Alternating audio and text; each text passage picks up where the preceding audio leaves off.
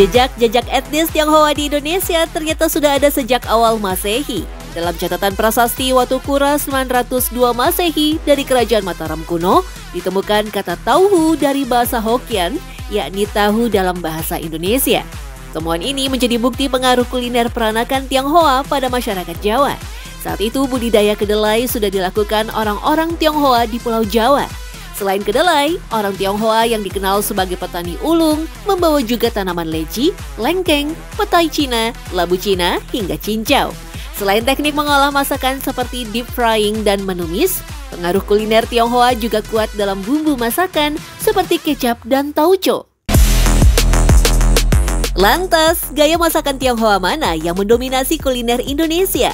Jawabannya adalah gaya masakan provinsi yang terletak di sisi tenggara Cina, berbatasan langsung dengan Selat Taiwan di sisi selatan Fujian.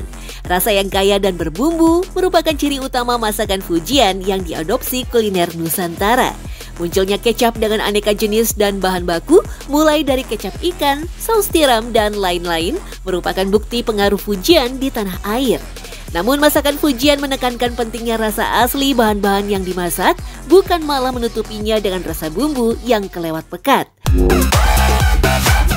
Provinsi Fujian banyak didiami suku Hokkien yang mendominasi jumlah imigran Tionghoa di Nusantara.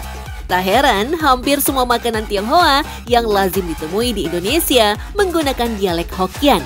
Bahkan dialek ini tetap digunakan untuk nama-nama makanan seperti kuih tiao, bihun, bakmi, capcay, dan lumpia.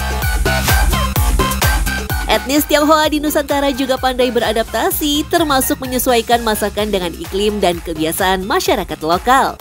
Ini terbukti dengan digantinya bahan masakan yang awalnya daging babi, yang dinilai haram oleh warga lokal, menjadi daging sapi dan ayam.